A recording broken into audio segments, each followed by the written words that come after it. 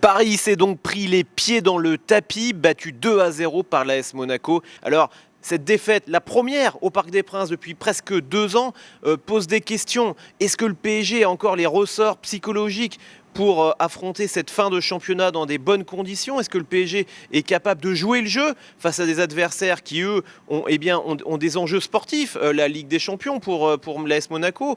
D'autres équipes, d'ici la fin de saison, auront aussi des enjeux à défendre. Le PSG est-il en mesure de jouer correctement ses rencontres? Et puis, surtout, est-ce que le PSG, lors des matchs de Ligue des Champions du mois d'avril, aura les ressources mentales pour résister, pour se dépasser, se surpasser?